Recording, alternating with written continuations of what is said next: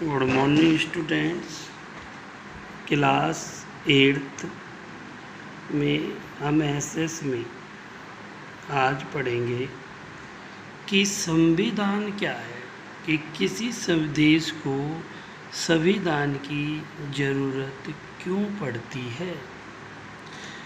बच्चों की संविधान की ज़रूरत क्यों पड़ती है कि देखो हम थोड़ा सा इसमें समझाएं तो बेटा फुटबॉल के खेल से अपनी बात शुरू करते हैं।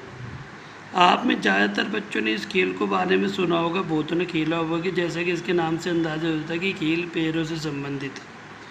फुटबॉल का एक नियम है कि गोलकीपर के अलावा कोई खिलाड़ी गेंद को बाहर से नहीं छू सकता। अगर किसी खिलाड़ी से बाहर के गेंद को छू लेता है तो उसे फाउल या गलत माना जाता है।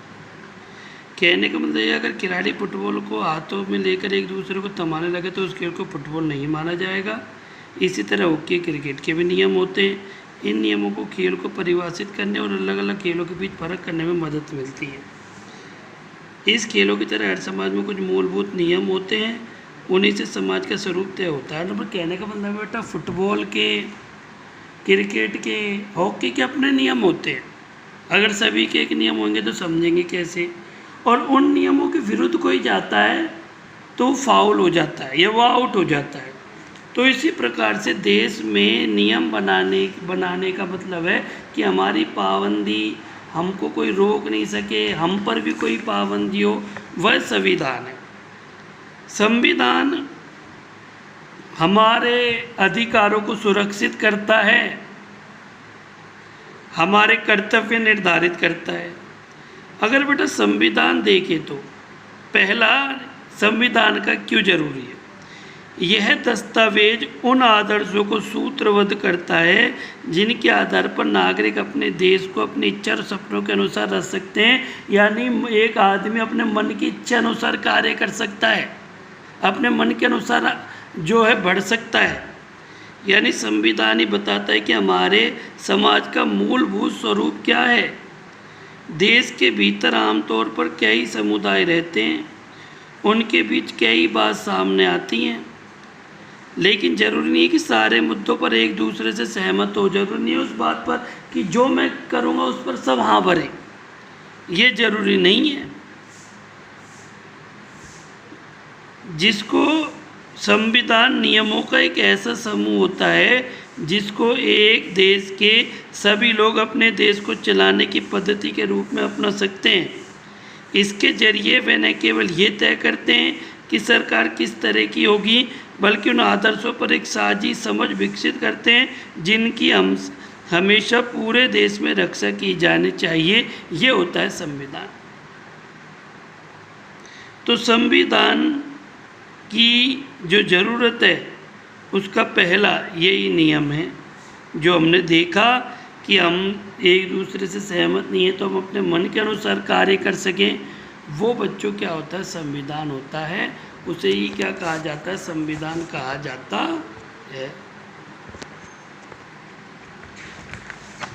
तो बच्चों दूसरा दस्तावेज, दूसरा नियम क्या है इसका। दूसरा नियम है कि संविधान का दूसरा मुख्य उद्देश्य होता है कि देश की राजनीतिक व्यवस्था को तय करना, कि देश की राजनीतिक व्यवस्था को तय करना इसका दूसरा उद्देश्य माना जाता है।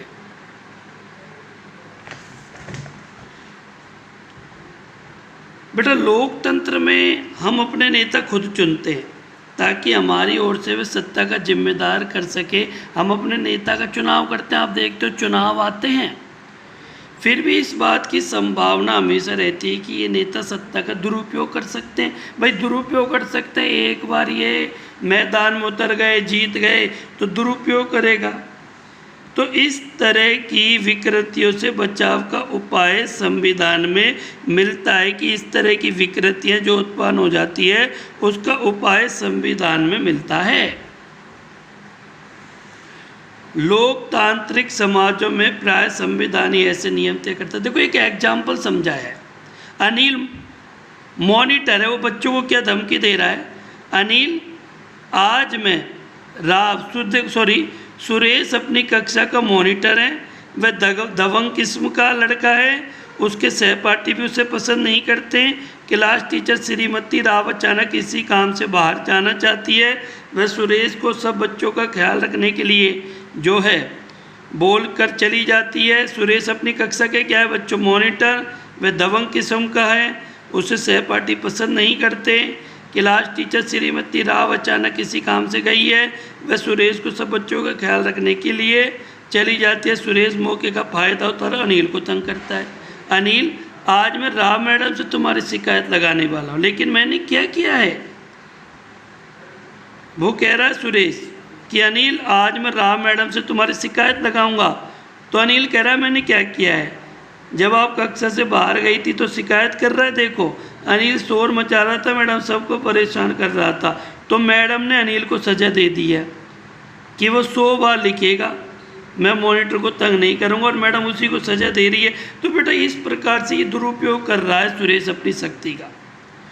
तो लोकतांत्रिक समाजों में प्राय संविधान ही ऐसे नियम तय करता है जिनके द्वारा राजनेताओं के हाथों सत्ता का इस दुरुपयोग को रोका जा सकता है। इसके लिए हमारे मौलिक अधिकार हमको दिए गए हैं। ये सारी चीज़ें हमको बताने की कोशिश की गई है कि भारतीय संविधान देश के सभी व्यक्तियों को समानता का अधिकार देता है। हमारा संविधान कहता है धर्म, नस्ल, जाति, लिंग और जन्म स्थान के आधार पर देश के किसी भी नागरिकों के साथ भेदभाव नहीं किया जा सकता। इस प्रकार के समानता का अधिकार भारतीय संविधान में दिया गया एक मौलिक अधिकार होता है। एक मौलिक अधिकार के बारे में बताया जाता है। तो बच्चों इस प्रकार की बातें सामने आ जाती हैं जो आपको बताया गया है। अब जो है आपको 2 प्रश्न बताए जा रहे हैं, उन 2 प्रश्नों को टिक लगाया गया है। उन दोनों प्रश्नों को आप उतारेंगे और उन दोनों प्रश्नों के उत्तर आप समझते हुए करेंगे। तो जो है इस चीज़ को आपको समझना है और इस चीज़ को आपको करना भी पड़ेगा कि किस प्रकार से समझाया गया है ना बच्चों।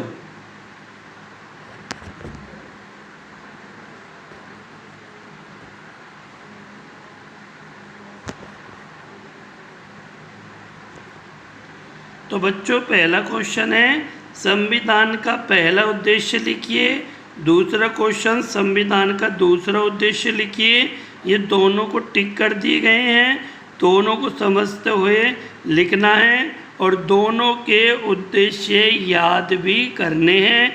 आगे अगले वीडियो में शेयर करेंगे। धन्यवाद।